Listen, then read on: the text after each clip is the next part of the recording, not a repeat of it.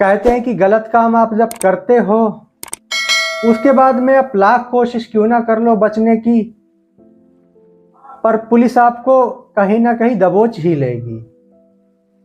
तो ऐसा ही इस कहानी में होता है। एक माता पिता होते हैं जो अपनी 14 साल की जो बेटी होती है उसको दोनों आपस में प्लान बना के उसको गला घोट के हत्या कर देते हैं उसकी दोनों। और हर रोज की तरह अपने काम पे सुबह चले जाते हैं, अपना खाना ना बनाते हैं, लंच तैयार करके चले जाते हैं। तो लौट के जब माँ जल्दी आ जाती है उस दिन दोपहर में, तो देखती है दोनों बच्चे भी खेल रहे हैं और जो बड़ी बिटिया है नीतू वो नज़र कहीं नहीं आ रही है। तो दोनों जो बच्चे होते हैं आस्था और ऋतिक खेल रहे थे और बड़ी बिटिया नीतू नज़र नहीं आ रही थी, वो सब जगह देख रही थी। ऊपर जब छत के किवाड़े खोलती है, गेट खोलती है, तो देखती है कि जो बड़ी बिटिया रितिका होती है वो इस टाइप से पड़ी हुई है, ना वो सांस ले रही है और आँख खुली की खुली है। जो माँ होती है उसकी चीखें निकल जाती हैं, देखने के बाद चीखें निकल जाती हैं तो पास पड़ोस के लोग आ जाते हैं और मकान मालिक भी आ जाता है। तो आने के बाद देखते हैं और उस लड़की को हॉस्पिटल के लिए भेज दिया जाता है। तो डॉक्टर उसका जब इलाज शुरू करते हैं तो उसको मृत घोषित कर देते हैं। नमस्कार दोस्तों, कहानी के नए एपिसोड में आप सभी का बहुत बहुत स्वागत है। आप सभी से मेरी यही रिक्वेस्ट है कि आप सभी जो भी हमारे ये चैनल पे नए हैं तो प्लीज़ चैनल को सब्सक्राइब कर दें और वीडियो को लाइक कर दें और कहानी को ज़्यादा से ज़्यादा शेयर करें ताकि लोगों के अंदर सुधार आ सके और एक अच्छा नॉलेज आए और जागरूक रह सके, ताकि हमारे समाज में ऐसी घटनाएं घटे ना और घटनाओं को रोका जा सके। तो बिना कुछ कहे अब कहानी का जिक्र करते हैं। आज की जो सच्ची घटना मैं आपको सुनाने जा रहा हूँ, आज की सच्ची घटना है ये मध्य प्रदेश का एक ज़िला लगता है उसका टीकमगढ़। टीकमगढ़ में गंगाराम और उसके माता पिता रहते थे। गंगाराम जो होता है उसकी शादी शोभा नाम की औरत से होती है, जो कि पहले से ही जो औरत थी शादीशुदा थी, उसके पति की मौत हो चुकी थी और शोभा की जो पहले पति से एक लड़की थी और वो सब जानते हुए जो गंगाराम होता है शोभा से शादी कर लेता है और जो लड़की होती है उसको एक्सेप्ट कर लेता है। तो शोभा अपनी ससुराल जाती है, सब कुछ ठीक ठाक चल रहा था। जो गंगाराम होता है वो राजमिस्त्री होता है, वो राजमिस्त्री का काम कर रहा था। घर का जो पालन पोषण था बहुत अच्छे से हो रहा था, सब कुछ ठीक ठाक चल रहा था और समय बीतता गया। एक तो लड़की थी पहले से ही जिसका नाम नीतू होता है।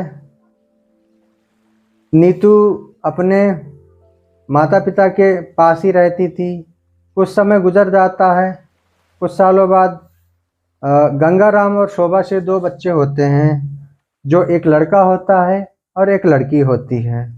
लड़की का नाम आस्था, जिसकी उम्र 4 साल होती है, और लड़का जो होता है ऋतिक, उसकी उम्र 3 साल होती है। तो दो बच्चे होते हैं।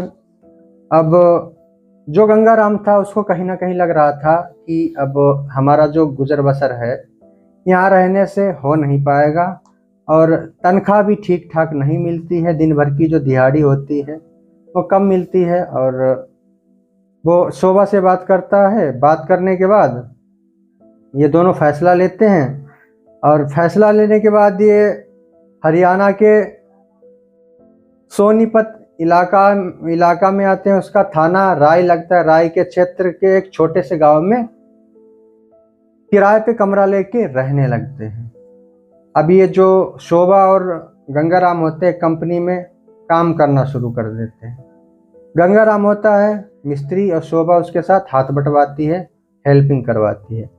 अब इनका जो काम था बहुत अच्छा चलने लगा था और जो बच्चे थे वो थोड़े होशियार हो गए थे। उनको छोड़ के कमरे पे ये दोनों दिन भर काम किया करते थे और शाम को वापस आ जाया करते थे। इनका जो काम था बहुत अच्छे से चलने लगा और काफ़ी तरक्की पे आ गए थे अब। तो इन लोगों ने सोचा कि जो बड़ी बिटिया नीतू है उसको भी बुला लिया जाए।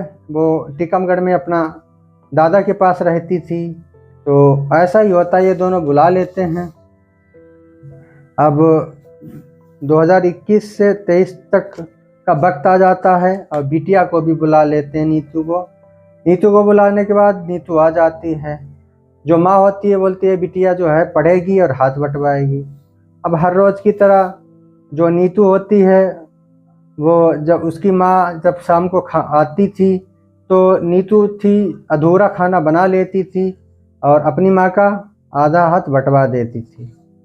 तो एक दिन नीतू ने बोला कि माँ मेरे पास किताबें और कलम के लिए मुझे पैसे चाहिए, पैसे नहीं हैं। तो पिता को बोलती है, पिता बोलता है मैं माँ को दे दूंगा, माँ दिलवा देंगी और वहाँ उधर से लौटते वक्त आपके कापी कलम किताब जो भी चीज़ें हैं वो ले आएगी। तो 30 अप्रैल का दिन आता है।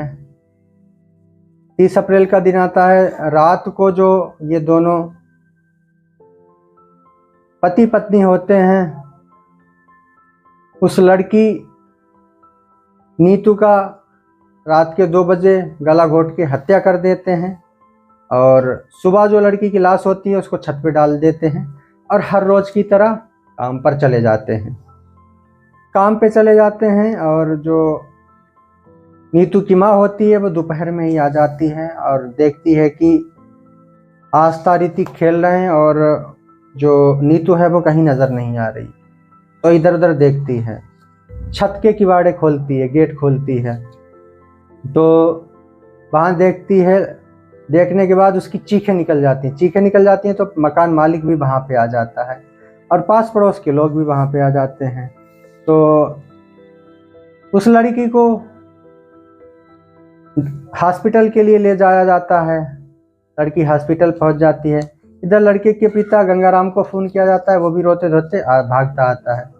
तो जब डॉक्टर उसका इलाज करते हैं तो लड़की को मृत घोषित कर देते हैं। लड़की की नब्ज़ नहीं चल रही थी। तो पोस्टमार्टम के लिए बोलते हैं डॉक्टर। तो जो गंगाराम होता है बड़ा मिन्नतें कर रहा था कि 14 साल की बिटिया है, मैं चीरा फाड़ी नहीं करवाना चाहता, ये मेरी बड़ी बिटिया थी, मैं इसको बहुत मानता हूँ, बहुत मिन्नतें करता है। तो डॉक्टर आखिर बोलता है जो नियम कानून है वो तो करना ही पड़ेगा, जो नियम है आपको उसको निभाना ही पड़ेगा। तो जो डॉक्टर था उसको शक हो रहा था दोनों पे कि आखिर ये पोस्टमार्टम के लिए क्यों मना कर रहे हैं और इस लड़की के साथ कुछ ना कुछ गलत तो हुआ ही है। तो वो डॉक्टर होता है पुलिस को फ़ोन कर देता है। पुलिस आती है। अब पुलिस जो होती है पुलिस से भी ये मिन्नतें करता है, पुलिस मान जाती है। तो बोलती है आप लिखित दो कि आप अपनी बिटिया का पोस्टमार्टम नहीं कराओगे। तो यहाँ पर जो पुलिस होती है उसको डॉक्टर की बात याद आ जाती है कि डॉक्टर बोलता है कि इन लोगों की कोई ना कोई चाल है, इस लड़की के साथ गलत हुआ है। तो पोस्टमार्टम करवा ही देते हैं पुलिस वाले। तो पोस्टमार्टम की रिपोर्ट में ऐसा चौंकाने वाला मामला सामने आता है जिसको सुन के आप हैरान रह जाओगे। एक्चुअली में जो लड़की होती है उसकी गला दबाकर हत्या की गई थी और ये हत्या किसने की है भला 14 साल की लड़की का कौन दुश्मन हो सकता है। तो जो दोनों माता पिता होते हैं नीतू के, उनसे बड़ा सख्त पूछताछ पुलिस करती है तो वो सब उगल देते हैं। जो नीतू होती है वो अपने दादा के यहाँ रहा करती थी और वहीं पढ़ाई करती थी कक्षा 5 में। तो कुछ लोगों ने शिकायत भी की थी नीतू के दादा से कि आपकी बिटिया मतलब ठीक नहीं है और गलत तरीके से चल रही है। तो जो दादा होते हैं वो छोड़ देते हैं कि अभी बिटिया की उम्र क्या है, बिटिया गलत कैसे कर सकती है। तो 2021 से 23 तक हम लोगों ने इसको अपने पास बुला लिया। तो एक दिन जब नीतू की माँ दोपहर में काम करके आई तो नीतू को देख रही कि किसी से बात कर रही है मोबाइल से। तो उसके पैरों तले ज़मीन खिसक गई कि इसको मोबाइल कहाँ से मिल गया। तो अपनी बिटिया को बहुत समझाती है नीतू की माँ, तो कि बेटा ये सब ठीक नहीं है, अभी तुम्हारी पढ़ने लिखने की उम्र है और हमारी बेइज्जती हो जाएगी। तो वहाँ पे मोबाइल छीन लेती है। अब उसके बाद फिर देखती है दूसरे दिन की इसके पास फिर मोबाइल आ गया, फिर बात कर रही है किसी से, तो उसको मारती पीटती है, फिर मोबाइल छीन लेती है। ऐसे ही जुल्म बढ़ता जाता है उसकी माँ का उस नीतू के ऊपर। तो जब बर्दाश्त नहीं होता, उसने सोचा अब मेरे बस से बाहर है ये बात, तो अपने पति गंगाराम को बताती है। गंगाराम भी समझाता है, पर गंगाराम की एक बात नहीं समझती, तुम मेरे होते कौन है नीतू बोलती है, बोलती तुम होते कौन है। तो ये उसके बाद ये बात उसको गंगाराम को बहुत बुरी लगी। नीतू के पापा और मम्मी ने एक प्लान बनाया। 30 अप्रैल को रात के लगभग 2 बजे दोनों ने नीतू की हत्या कर दी गला दबा के, और उसको हर रोज की तरह काम पे चले गए, उसकी लाश को छत पर डाल दिया। तो ये कहानी थी दोस्तों। इस कहानी को सुनाने का उद्देश्य किसी को परेशान करना नहीं है, किसी की भावनाओं को आहत पहुंचाना नहीं है, बस उद्देश्य इतना ही है, आप लोग जागरूक रहिएगा और ऐसी घटनाएं जो हमारे समाज में घट रही हैं इनको ख़त्म किया जाए। और इतनी गलत सोच रखने वाले इंसानों को तो सख्त सज़ा मिलनी चाहिए, क्योंकि अगर कोई बच्चा गलत होता है तो उसको समझाना चाहिए, ताकि इतना गलत कदम ना उठाएं, ताकि जो देखने वाले हैं उनका दिल दहल जाए। अगर कोई बच्चा गलत है तो उसको समझाओ और उसको प्यार से रखो, तो उसमें ही अच्छाई है। मरने से जो है ना बेइज्जती कम नहीं होती और चारों तरफ इलाका में फैलने के बाद बात बढ़ती है। तो अगर कोई ऐसा करता है तो उसको ये सज़ा नहीं देना चाहिए जो नीतू के पापा मम्मी ने नीतू को दी। दोस्तों स्टोरी अच्छी लगी है तो चैनल को सब्सक्राइब और प्लीज़ वीडियो को लाइक कर दो। हम ऐसी कहानी आपके लिए बहुत मेहनत से रिसर्च करते रहते हैं। आज की कहानी यहीं पे ख़त्म करते हैं, मिलते हैं एक नई कहानी। जब तक के लिए जय हिंद, वंदे मातरम।